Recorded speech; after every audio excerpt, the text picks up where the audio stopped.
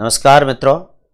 आज हम शिक्षा मनोविज्ञान, बाल विकास, शिक्षा शास्त्र, एक नया सब्जेक्ट बहुत सारे ऐसे विद्यार्थियों के लिए, जब आप एसटीसी या बीएड के अंदर पहली बार एडमिशन लेते हैं तो बहुत सारे स्टूडेंट्स तो ऐसे ही है जो एजुकेशन साइकोलॉजी से, टीचिंग मेथड से, पेडागोजी से अपने एसटीसी और बीएड करने के दौरान रूबरू होते हैं। विद्यार्थी अपने बीएसटीसी के दौरान, बीएड के दौरान, डीएलएड के दौरान जानते हैं कि वास्तव में एजुकेशन साइकोलॉजी क्यों है।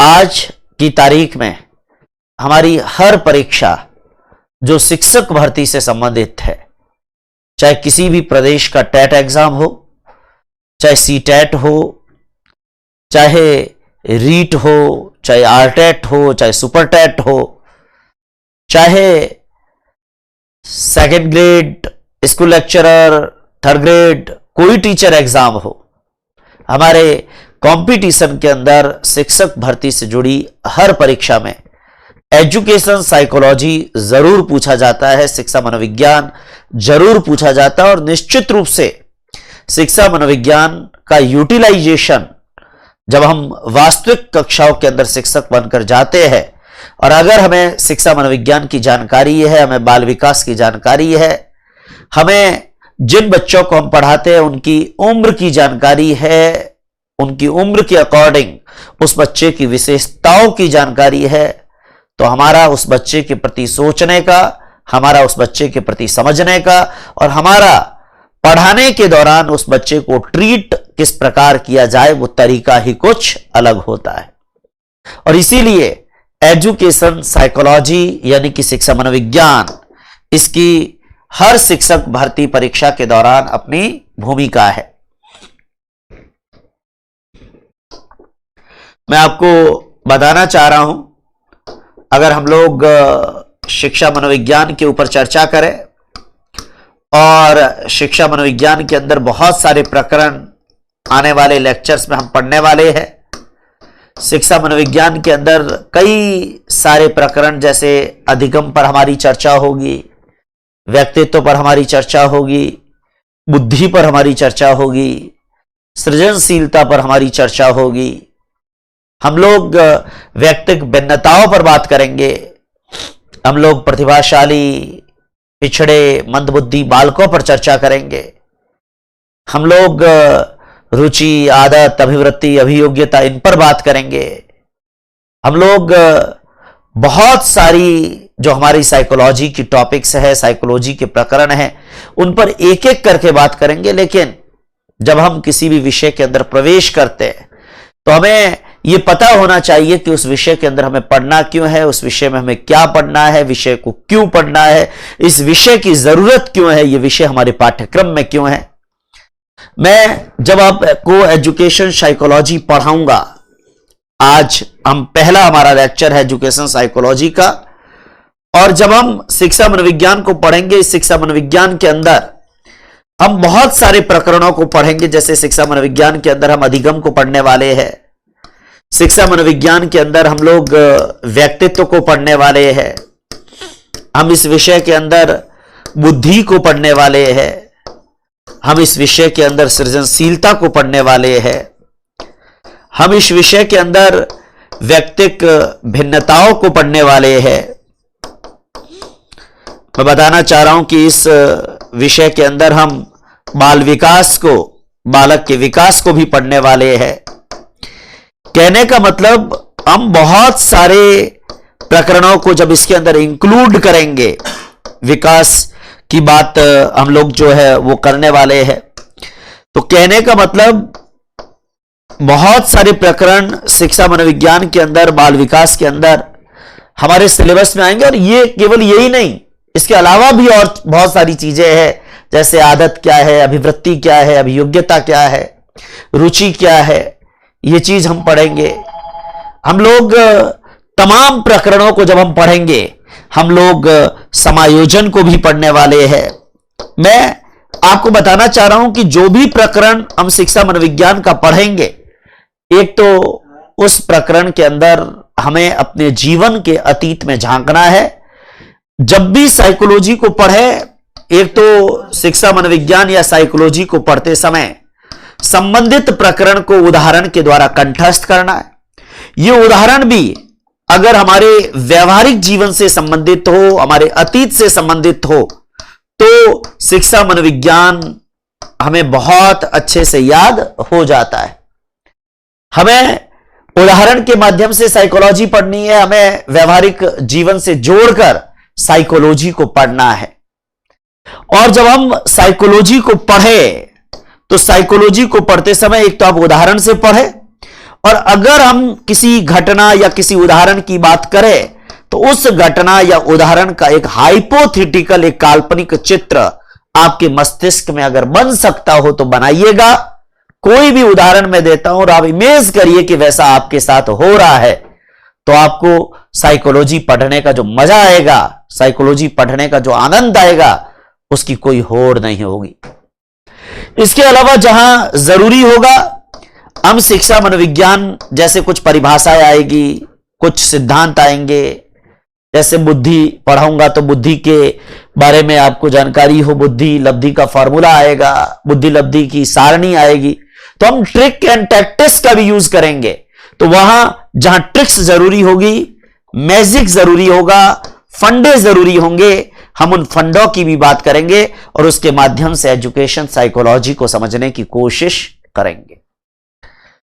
जहां आपको लिखना है कॉपी के अंदर, मैं आपको बता रहा हूं, मैं यहां पर बोर्ड पर वो लाइन भी लिखूंगा, वो पॉइंट भी लिखूंगा। परीक्षा के अंदर, साइकोलॉजी के अंदर सबसे बड़ी खास बात क्या है कि जैसा हमने लिखा वैसा ही एग्जाम में आए, ये जरूरी नहीं है। और मैं अपने पहले लेक्चर में, आज हमारा पहला लेक्चर शिक्षा मनोविज्ञान पर मैं स्टार्ट कर रहा हूं, और मैं आपको पहले लेक्चर में ये बता रहा हूं कि जो हम पढ़े और जो हम कॉपी में लिखे हूबहू प्रश्न मिले, इसकी कोई गारंटी नहीं है, जरूरी नहीं है।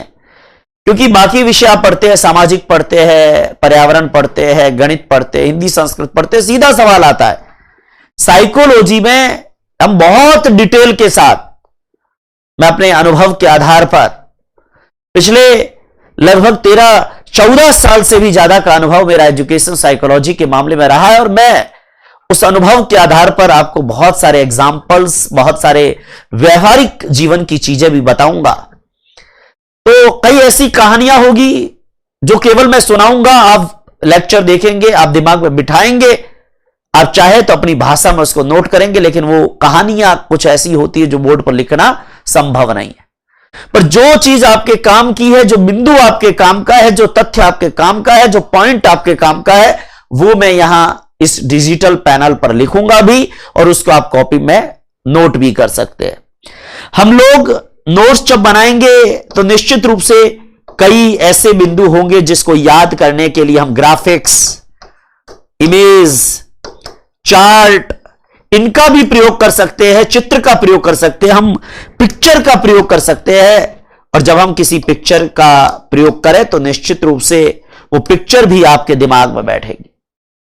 ऑफलाइन से ज्यादा ऑनलाइन में इसलिए भी सुविधा रहती है कि यहां मैं जिस विद्वान के बारे में बताऊंगा, जैसे जीन पियाजे के बारे में हम उसका सिद्धांत पढ़ेंगे, कॉग्निटिव डेवलपमेंट की थ्योरी, तो आप जीन पियाजे की इमेज भी देखेंगे कि जीन पियाजे कौन है। कहीं अगर मुझे रेखा चित्र की जरूरत होगी तो मैं रेखा चित्र का प्रयोग भी करूंगा। तो कहने का मतलब, एजुकेशन साइकोलॉजी ये विषय आपको ध्यान हो, शिक्षा मनोविज्ञान के बारे में जब हम बात करते हैं, और हम विशेष रूप से, क्योंकि मैं जब भी साइकोलॉजी पढ़ाता हूं तो साइकोलॉजी के अंदर हम अधिगम का चैप्टर पढ़ते हैं, और जब हम अधिगम का चैप्टर पढ़ते हैं तो वहां पर हम लोग अधिगम के गेस्टाल्ट सिद्धांत पर जब आते हैं, वराइमर, कोहलर और कॉफका की थ्योरी पर आते हैं, तो गेस्टाल्ट सिद्धांत हमें पूर्ण से अंश की ओर अधिगम पर बल देता है, पूर्ण से अंश की ओर ले जाता है। तो आप साइकोलॉजी में पूर्ण से अंश से पढ़ते हैं तो आपको यह ध्यान होना चाहिए कि हम कोई भी कंटेंट, कोई भी विषय पढ़ते हैं तो पहले उसे उसके पूर्ण स्वरूप में प्रस्तुत कर फिर उसे उसके खंडों के रूप में पढ़ाया जाना चाहिए। तो आज जब हम एजुकेशन साइकोलॉजी को शुरू कर रहे हैं तो सबसे पहले तो हमारे विद्यार्थियों को यह पता चले कि मैंने जो विषय लिया है एजुकेशन साइकोलॉजी, यहां एजुकेशन क्या है, साइकोलॉजी क्या है, ये एजुकेशन साइकोलॉजी क्या है, इनमें किन किन टॉपिक को पढ़ने वाले हैं और इसको कैसे पढ़ने वाले हैं। ये जानकारी आपको होगी ना, तो मुझे लगता है एजुकेशन साइकोलॉजी आपके इस दिमाग के अंदर बैठेगी और आपको रटना नहीं पड़ेगा। रटने के लिए बहुत सारी किताबें आपके पास है, लेकिन आपको एजुकेशन साइकोलॉजी समझनी है। और मैं जब भी एजुकेशन साइकोलॉजी पढ़ाता हूं, मैं सबसे पहली चीज ये कह रहा हूं कि बहुत ही डिटेल के साथ में डिटेल्ड स्टडी हम लोग करेंगे और विद एग्जाम्पल्स हम लोग एजुकेशन साइकोलॉजी को पढ़ेंगे, और तब मुझे लगता है आपको एजुकेशन साइकोलॉजी बहुत अच्छे से दिमाग के अंदर, आपके भेजे के अंदर बैठ जाएगी। बताना चाह रहा हूं, एजुकेशन साइकोलॉजी जब हम पढ़ते हैं, एजुकेशन साइकोलॉजी का कोई बिंदु पढ़े, एजुकेशन साइकोलॉजी का हम कोई विषय पढ़े, कोई टॉपिक पढ़े, तो उस टॉपिक को पढ़ते समय ऐसा नहीं कि भाई बाकी विषयों में अपन लाइन टू लाइन रट देते हैं। यहां कई बार बिंदु होते हैं, लेकिन उस बिंदु के आधार पर उस बिंदु की व्याख्या हमें अपने विवेक के आधार पर करनी होती है। और इसलिए जो विद्यार्थी परीक्षा के हॉल में पढ़ाए गए कंटेंट से पूछे गए प्रश्न का लिंक जोड़ पाएगा, वो परीक्षा में ज्यादा से ज्यादा सवालों को सही कर पाएगा। मैं एजुकेशन साइकोलॉजी के इन तमाम प्रकरणों पर आगे बढ़ूंगा, लेकिन उससे पहले मेरा यह प्रयास है कि आपको शिक्षा मनोविज्ञान शब्द समझ में आए। शिक्षा क्या है, मनोविज्ञान क्या है, और फिर इन दोनों को जब हम ज्वाइंट करेंगे तो एजुकेशन साइकोलॉजी यानी शिक्षा मनोविज्ञान आखिर क्या है। मैं आज के इस लेक्चर के अंदर आपको सबसे पहले जिस बिंदु पर लेकर आ रहा हूं, वो बिंदु हमें शिक्षा के संदर्भ में, हमें पहले तो यह पता हो कि शिक्षा आखिर क्या है। जब हमें यह पता होगा कि शिक्षा क्या है, तो हम यह पढ़ेंगे कि मनोविज्ञान क्या है, और जब हमें यह पता होगा कि मनोविज्ञान क्या है, तो हम यह पढ़ेंगे कि शिक्षा मनोविज्ञान क्या है, और जब हमें यह पता होगा कि शिक्षा मनोविज्ञान क्या है, तो हम यह पढ़ेंगे कि शिक्षा मनोविज्ञान की प्रकृति क्या है, और जब शिक्षा मनोविज्ञान की प्रकृति पता चलेगी तो हम यह पढ़ेंगे कि इसका क्षेत्र क्या है, और आखिर आम शिक्षक भर्ती की परीक्षा के लिए शिक्षा मनोविज्ञान क्यों पढ़ रहे हैं, और हमारा वो विद्यार्थी जो आगे कक्षा में हमारे सामने बैठा होगा उसको पढ़ाने के लिए हमें एजुकेशन साइकोलॉजी क्यों आनी चाहिए, शिक्षा मनोविज्ञान क्यों पता होना चाहिए। हमें व्यक्तिक भिन्नता का ज्ञान होगा तो हम उस बच्चे को कैसे बढ़िया पढ़ा सकते हैं, हमें अधिगम के सिद्धांत पता होंगे तो बच्चे को कैसे बढ़िया पढ़ा सकते हैं, हमें व्यक्तित्व बुद्धि के बारे में पता होगा तो हम उस बच्चे की क्या हेल्प उसकी लर्निंग में कर सकते हैं। ये सारी चीज हमें कौन देता है, ये सारी चीज हमें एजुकेशन साइकोलॉजी देती है। तो मैं सबसे पहले एजुकेशन साइकोलॉजी के प्रकरणों पर आऊं, उससे पहले आपको इसका इंट्रोडक्शन, जो कुछ वीडियो लेक्चर ऐसे होंगे जो आपको शिक्षा के बारे में, मनोविज्ञान के बारे में, शिक्षा मनोविज्ञान के बारे में, इसके क्षेत्र के बारे में, इसके महत्व के बारे में, इसकी प्रकृति के बारे में एक बेसिक ओवरव्यू हमें पता होना चाहिए। शिक्षा अंग्रेजी के अंदर आप एक वर्ड यूज करते हैं एजुकेशन। देखिए, हम अंग्रेजी भी दो प्रकार की काम में लेते हैं, एक ब्रिटिश इंग्लिश, एक अमेरिकन इंग्लिश। ब्रिटिश इंग्लिश के अंदर हम कहते हैं एजुकेशन, अमेरिकन इंग्लिश में हम कहेंगे एडुकेशन। कहीं एजुकेशन है, कहीं एडुकेशन है। ज और ड इन दो अक्षरों का डिफरेंस ही हमारे प्रोनाउंसिएशन के अंदर आता है। तो आप कई किताबों में एजुकेशन लिखा मिलेगा, कई किताबों में एडुकेशन लिखा मिलेगा। मैं बताना चाह रहा हूं शिक्षा, सबसे पहले तो हिंदी शब्द लिया, बिल्कुल सिंपल शब्द शिक्षा। बचपन से लेकर आज दिन तक आप पढ़ रहे हो, शिक्षा प्राप्त कर रहे हो ना, शिक्षा प्राप्त। तो शिक्षा प्राप्त कर रहे हो तो सबसे पहले तो आपको यह पता होना चाहिए कि ये जो शिक्षा शब्द है, ये जो शिक्षा शब्द है, ध्यान देना, ये कौन सी भाषा का शब्द है, ये कौन सी भाषा का शब्द है शिक्षा? सोचिए। अब देखो, ऑफलाइन में तो मैं आपसे जवाब पूछ लेता हूं, ऑनलाइन में आप अपने दिमाग में क्या करेंगे, सोचेंगे। और जब शिक्षा शब्द के बारे में सोचेंगे तो बहुत सारे विद्यार्थियों ने अपने मस्तिष्क में जो भी भाषा आपके दिमाग में आ रही है सोच लीजिए पढ़ते समय। मुझे लगता है बहुत सारे विद्यार्थियों ने यहां संस्कृत सोच लिया है, लेकिन आपको ध्यान हो, शिक्षा यह संस्कृत भाषा का शब्द नहीं है, ये तो हिंदी भाषा का शब्द है, क्योंकि बचपन से हिंदी में हम शिक्षा शब्द यूज करते हैं। हम लोग हिंदी में शिक्षा शब्द का प्रयोग करते हैं, लेकिन हिंदी का यह शिक्षा शब्द संस्कृत की जिस धातु से बना हुआ है वो धातु है सिक्स धातु। संस्कृत की जिस धातु से बना हुआ है, देखो बहुत सारे स्टूडेंट गड़बड़ करते हैं, परीक्षा में कई बार आता है करिकुलम शब्द कौन सी भाषा का शब्द लिख के आते हैं सभी लैटिन लैटिन लैटिन। अरे करिकुलम तो अंग्रेजी शब्द है, ये जिस शब्द से बना है करिकल वो लैटिन है। साइकोलॉजी किस शब्द, साइकोलॉजी कौन सी भाषा का शब्द है, लिख के आते हैं यूनानी यूनानी, कुछ यूनानी लिखते कुछ ग्रीक लिखते कुछ लैटिन लिखते।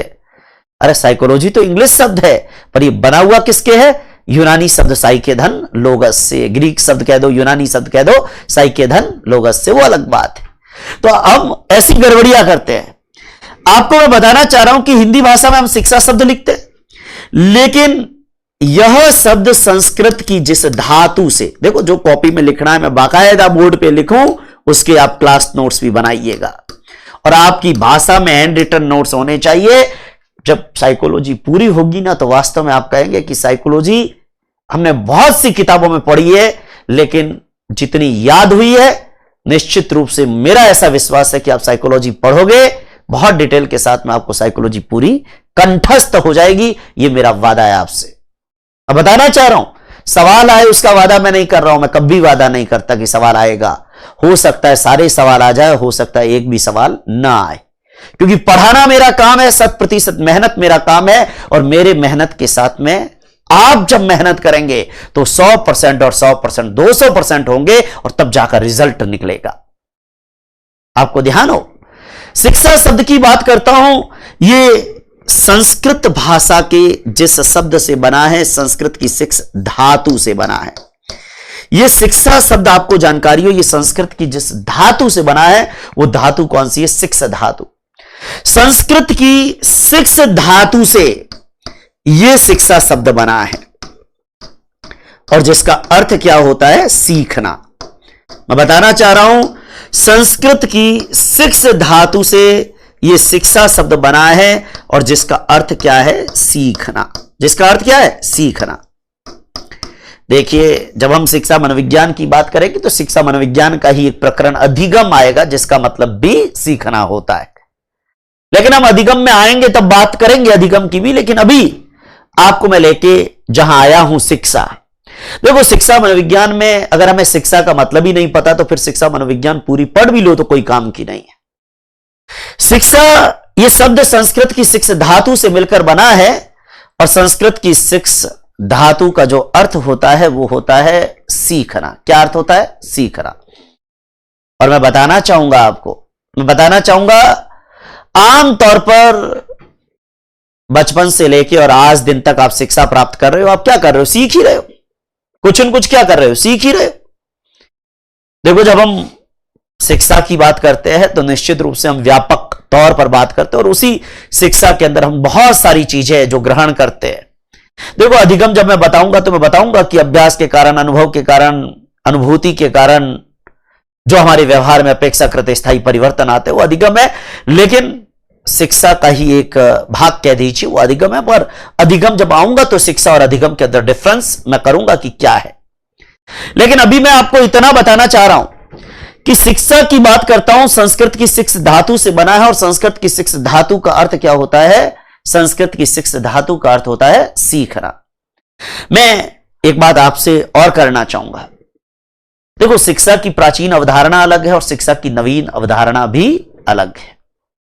जब हम शिक्षा की प्राचीन अवधारणा में थे, जब हम प्राचीन काल में शिक्षा की बात करते थे तो हम ये कहते थे सा विद्या या विमुक्तये, विद्या वो है जो मुक्ति का मार्ग देती है। मतलब शिक्षा कह दो, विद्या कह दो, ज्ञान कह दो, ये मुक्ति का मार्ग है, मतलब जो हमें मोक्ष की ओर ले जाए वही शिक्षा है।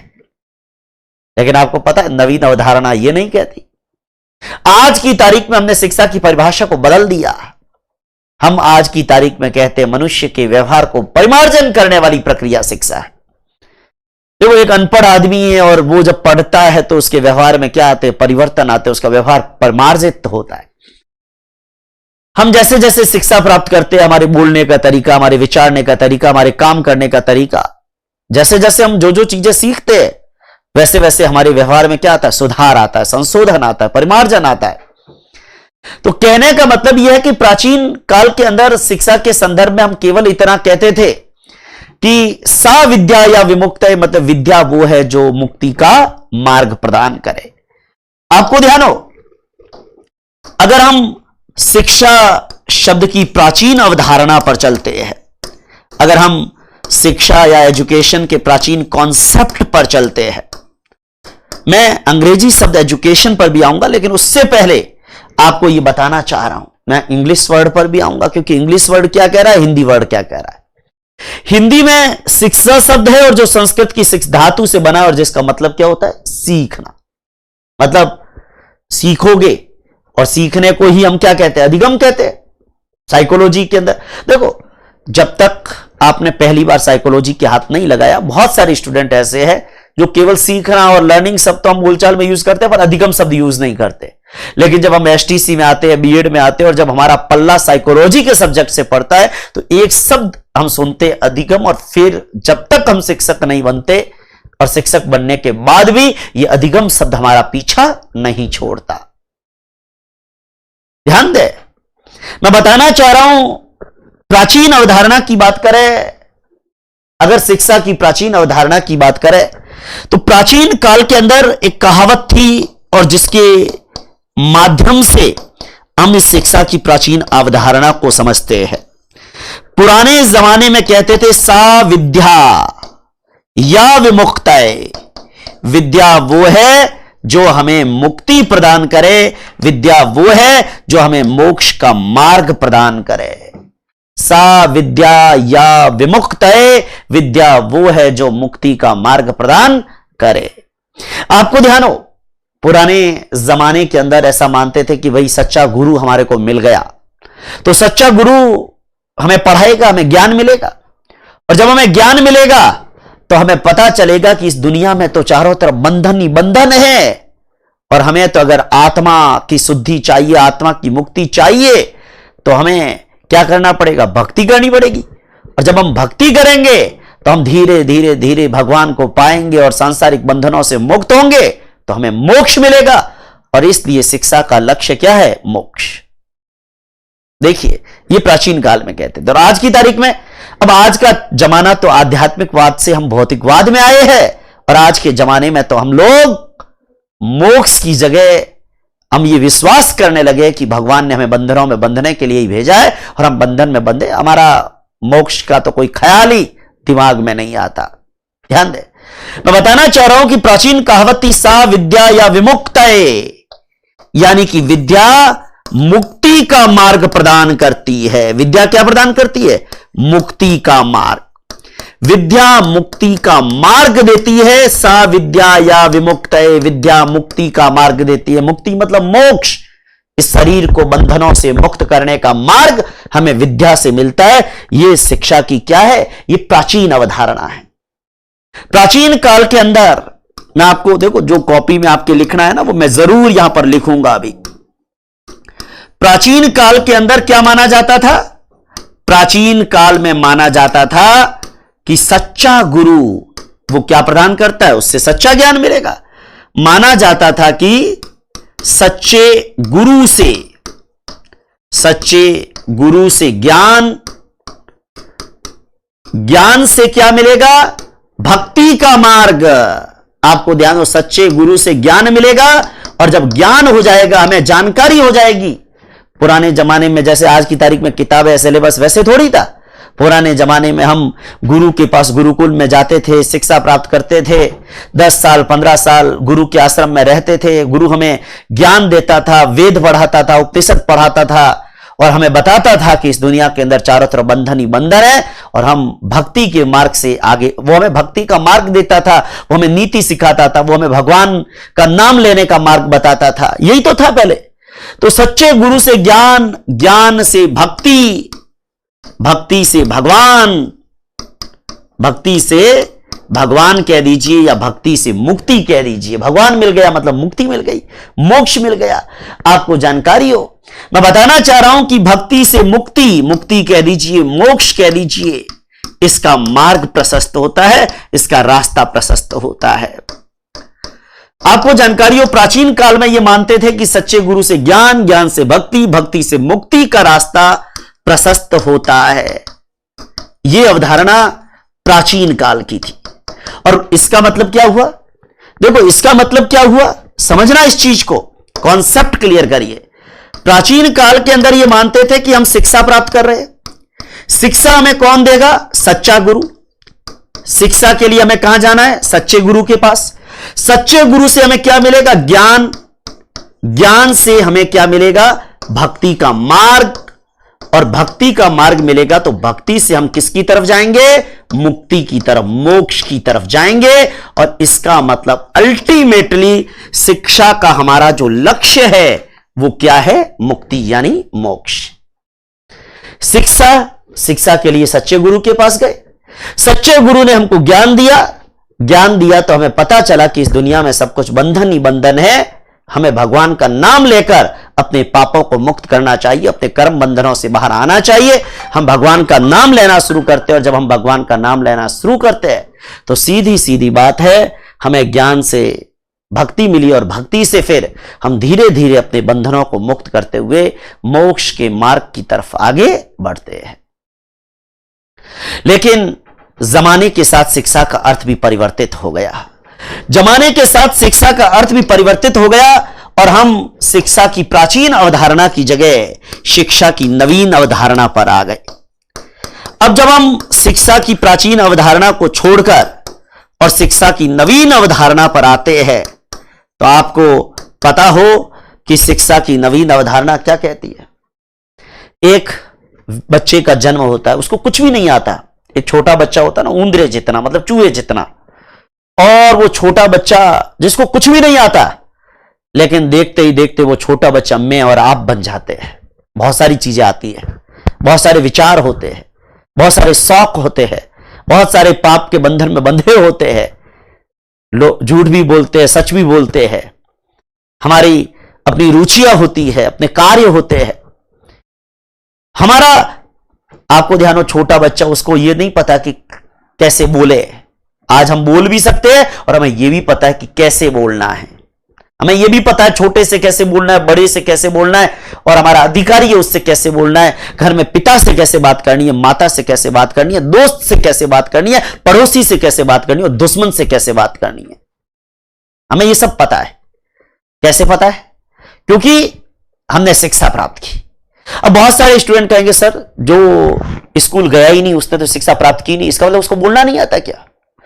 देखो, जब आप स्कूल और कॉलेज की बात करते हैं ना, इसका मतलब आप शिक्षा के संकुचित अर्थ की बात कर रहे हैं। और शिक्षा का व्यापक अर्थ तो यह कहता है कि शिक्षा किसी स्थान में नहीं, जन्म से लेकर और मृत्यु तक हर जगह शिक्षा है। आपको स्कूल में भी शिक्षा मिल सकती है, घर में भी मिल सकती है। आपको वातावरण भी शिक्षित करता है, आपको अनुभव भी शिक्षित करते हैं। यानी शिक्षा के लिए कोई प्लेस ये जरूरी नहीं है। ये तो शिक्षा का संकुचित अर्थ है, जहां शिक्षा को जगह चाहिए। तो बचपन से लेके और मरने तक, जन्म से लेके और मरने तक हम कुछ न कुछ सीखते हैं, कुछ न कुछ ग्रहण करते हैं। और जब हम कुछ ग्रहण करते हैं तो हमारा व्यवहार क्या होता है? मॉडिफाइड होता है, परिमार्जित होता है, संशोधित होता है, व्यवहार में सुधार होता है। आज जब आप 8 साल की उम्र में थे और आप जब 18 साल की उम्र में और आप जब 28 साल की उम्र में, क्या आपके व्यवहार में अंतर नहीं है? समय के साथ में आपके व्यवहार में अंतर आया। आपको अनुभवों ने सिखाया, आपको अनुभूतियों ने सिखाया, आपको जिंदगी की घटनाओं ने सिखाया। हम लोग जब विद्यालय में पढ़ते हैं, गुरुजी ज्ञान देते हैं, हम बहुत सारी किताबें पढ़ते हैं, और किताबें नहीं, वातावरण में भी सीखते हैं। घर में माता पिता, जैसे कोई पड़ोस के अंकल आए, हमने कह दिया, जैसे छोटा बच्चा है 6-7 साल का बच्चा, अंकल से घर में बात कर रहा है कि तुम कौन हो, तो पिताजी फट टोकते, तुम मत बोलो, ये तुमसे बड़े हैं, इनको आप बोलो। हम 1 बार 2 बार 3 बार टोकते हैं, और टोकने के बाद जब चौथी बार अंकल आते हैं, हम कहते हैं अंकल जी आप कैसे हैं? देखिए, ये तुम किस में बदल गया? आप में बदल गया। इसका मतलब हमारे पिताजी ने टोका, टोकने से 2 बार 3 बार 4 बार में हमारा व्यवहार क्या हो गया? परिमार्जित हो गया, हमारे व्यवहार में बदलाव आया। यह भी एक प्रकार की क्या है? शिक्षा है। मैं बताना चाह रहा हूं कि वर्तमान संदर्भ में शिक्षा की नवीन अवधारणा यह कहती है कि शिक्षा क्या है? शिक्षा मानव व्यवहार को परिमार्जित करने की प्रक्रिया है। मनुष्य का जो बिहेवियर है, मनुष्य का जो व्यवहार है, इस मनुष्य के व्यवहार को परिमार्जित करना, इस मनुष्य के व्यवहार को संशोधित करना, इस मनुष्य के व्यवहार में सुधार करना, इसकी प्रक्रिया ही क्या है? शिक्षा है। संशोधित करने की प्रक्रिया है। शिक्षा मानव व्यवहार को संशोधित या परिमार्जित करने की प्रक्रिया है। यह शिक्षा है, यह शिक्षा का नवीन विचारधारा है, एजुकेशन का नवीन कॉन्सेप्ट, न्यू कॉन्सेप्ट। तो पुराने जमाने में हम शिक्षा मानते थे मुक्ति का मार्ग, और आज मुक्ति तो कहीं है ही नहीं, आज तो भुक्ति है। भुक्ति मतलब भोग है, भौतिकवाद है। तो आज की तारीख में शिक्षा की उस परिभाषा से हम बाहर आए और हमने शिक्षा की एक नवीन परिभाषा को ग्रहण किया। वर्तमान संदर्भ में हम ये कहते हैं कि शिक्षा मनुष्य के व्यवहार को क्या करती है? परिमार्जित करती है। मैंने कहा ना, हम जिस अंकल को तुम बोलते थे, तुमसे आप पर आए। हम लोग अपने बोलने के तरीके में, अपने चलने के तरीके में, उठने के तरीके में, जैसे घर में अंकल आए, हमने पानी का लोटा यूं पकड़ाया। हमारे घर में मम्मी ने कहा, बेटा पानी का लोटा ऐसे नहीं, ऐसे ऐसे। हमारे कल्चर में इस प्रकार पकड़ते हैं। तो पानी का लोटा ऐसे, एक बार दो बार टोका, बच्चे की आदत पड़ गई, वो पानी का लोटा ऐसे ले आने लगा। इसका मतलब उसके व्यवहार में क्या आया? परिमार्जन आया। तो आपको जानकारी हो, शिक्षा मनुष्य के व्यवहार को संशोधित या परिमार्जित करने की प्रक्रिया है। अब देखिए एक बात, शिक्षा के लिए तो हिंदी बात हो गई, लेकिन मैं फिर कह रहा हूं, शिक्षा के लिए एक अंग्रेजी शब्द हम यूज करते हैं, एजुकेशन। अब अंग्रेजी शब्द है ये एजुकेशन, किस भाषा का शब्द है? अंग्रेजी के अंदर। अब बहुत सारे स्टूडेंट यहां कह देंगे सर लैटिन भाषा का। अरे एजुकेशन अंग्रेजी शब्द है, लेकिन ये लैटिन भाषा के जिन शब्दों से बना है, अब एजुकेशन बोलिए चाहे एडुकेशन बोलिए, लैटिन भाषा के एजुकेटम, एजुकेयर और एजुशियर, इनसे बना है। ये एजुकेशन शब्द अंग्रेजी भाषा का शब्द है, और आपको ध्यान हो, लैटिन भाषा, लैटिन भाषा। बहुत सारे स्टूडेंट इस लैटिन को समझ नहीं पाते। ये जो लैटिन लैंग्वेज है ना, आपको मैं बताना चाह रहा हूं, ध्यान देना। ये जो लैटिन लैंग्वेज है, मैं इसके बारे में कुछ बात आपको समझाना चाह रहा हूं, क्योंकि पूरी साइकोलॉजी में इस लैटिन भाषा की बात चलेगी। पुराने जमाने में जो यूरोपीय राष्ट्र थे ना, वहां यूनानी भाषा बोली जाती थी, और फिर मध्य युग के आते आते यूनानी की जगह लैटिन बोली जाने लगी। यूनानी या ग्रीक कह दो और लैटिन कह दो, ये दो ऐसी लैंग्वेजेस है। ग्रीक को लैटिन ने रिप्लेस किया बाद में, मध्य युग के आते आते, पुनर्जागरण काल से पहले, 15वीं-16वीं शताब्दी से पहले। आपको मैं बताना चाह रहा हूं कि ये ग्रीक या यूनानी और लैटिन, ग्रीक या यूनानी एक ही है और लैटिन भाषा है, ठीक है। हालांकि ग्रीक से ही लैटिन जो है उसी की जगह रिप्लेस हुई, मगर ऐसा कहते हैं कि ग्रीक या यूनानी और लैटिन, ये दोनों जो भाषाएं हैं, ये दोनों जो भाषाएं, ये वैसे है जैसे हमारे देश में संस्कृत है। आम आदमी को वहां पर ग्रीक और लैटिन नहीं आती थी, और हमारे यहां आम आदमी को संस्कृत नहीं आती। जो बौद्धिक वर्ग है या जो ज्यादा पढ़े लिखे, वो लोग जानते हैं। स्टैंडर्ड लैंग्वेजेस है। यूरोपीय देशों में ग्रीक और लैटिन वहां की स्टैंडर्ड लैंग्वेज है। लोकल लैंग्वेज में जर्मनी में जर्मन है, स्पेन में स्पेनिश है, इंग्लैंड में इंग्लिश है। इंग्लिश स्टैंडर्ड लैंग्वेज नहीं, इंग्लिश लोकल लैंग्वेज है। फ्रांस में फ्रेंच है। ऐसे अलग अलग देशों की अलग अलग लैंग्वेजेस है, जैसे हमारे देश में अलग अलग राज्यों की अलग अलग लैंग्वेजेज है। तो शिक्षा शब्द के लिए अंग्रेजी भाषा का जो लैटिन शब्द है, मैं बताना चाह रहा हूं, लैटिन शब्द के अंदर एजुकेटम, एजुकेयर, ध्यान देना, लैटिन शब्द एजुकेटम, एजुकेयर और एजुसियर, एजुसियर। कहते हैं कि लैटिन, अब ज और ड अमेरिकन इंग्लिश बोलते हैं, तो वहां एजू की जगह एडू कर सकते हैं आप। तो एजुकेटम, एजुकेयर और एजुशियर, ध्यान दे, एजुशियर। और ये जो मैंने लिखा है ना, ये अंग्रेजी शब्द, इसके लिए आप एजुकेशन भी लिख सकते हैं, जैसे ब्रिटिश इंग्लिश में एजुकेशन कहते हैं और अमेरिकन इंग्लिश के अंदर इसको एडुकेशन कहते हैं, एक ही बात है। तो एजुकेटम, एजुकेयर और एजुशियर, इसका मतलब क्या होता है?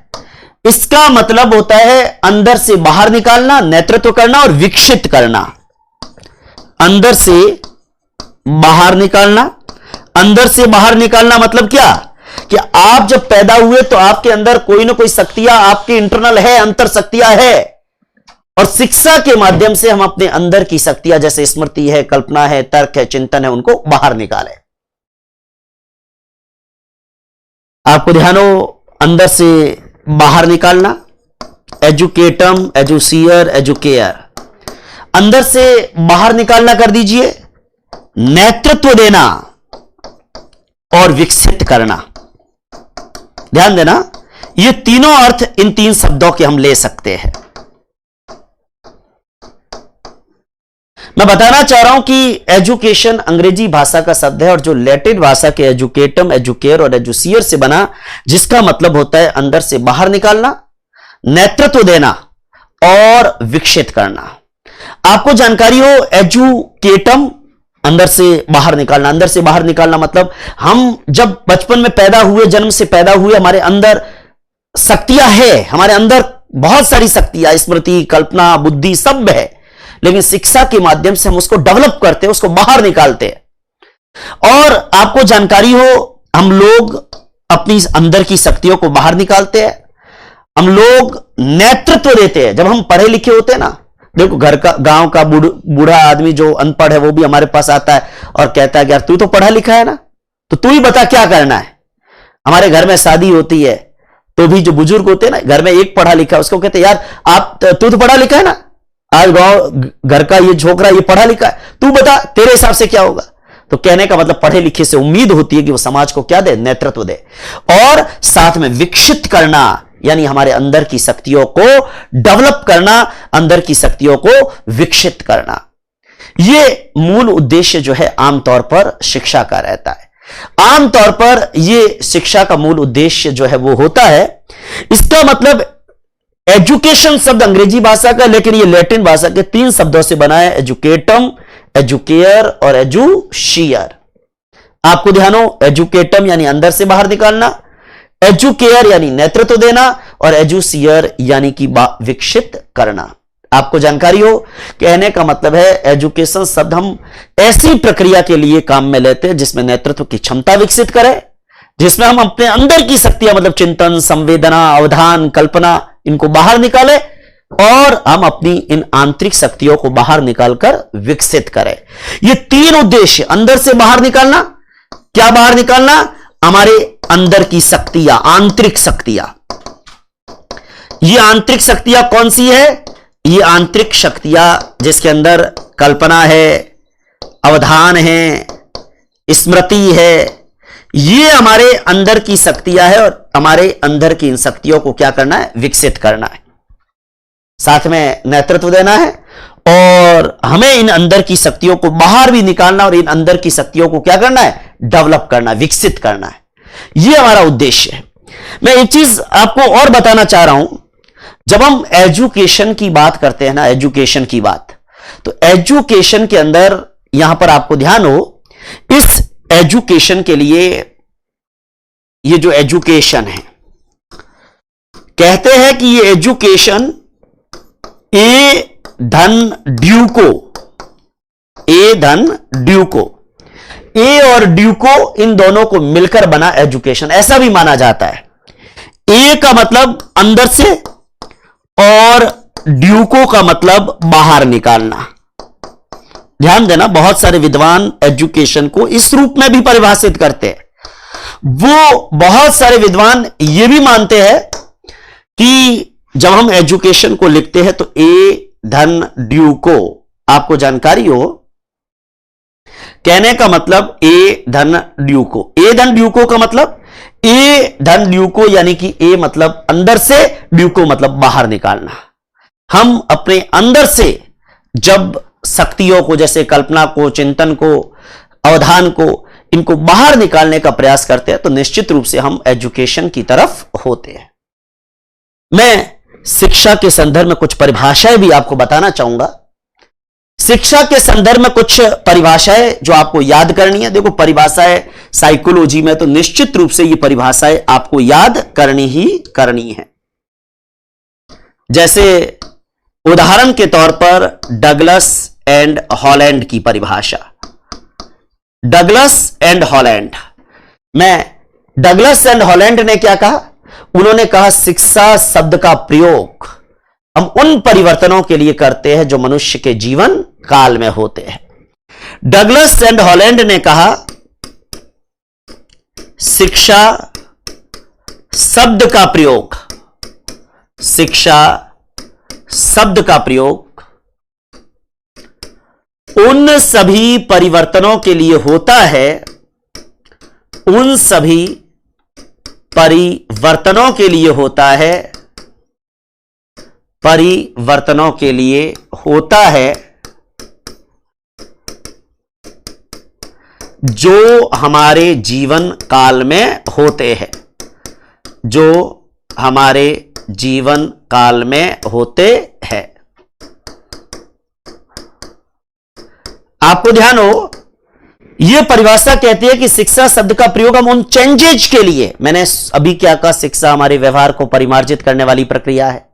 इसका मतलब जन्म से लेकर और मृत्यु तक जो हमारे जीवन में परिवर्तन आते हैं, उन सब परिवर्तनों को व्यक्त करने के लिए, जो परिवर्तन हमारे जीवन काल के परिवर्तन है, जो भी परिवर्तन हमारे जीवन काल में हुए, उन सभी परिवर्तनों को इंडिकेट करने के लिए हम लोग इस शिक्षा शब्द का प्रयोग करते हैं।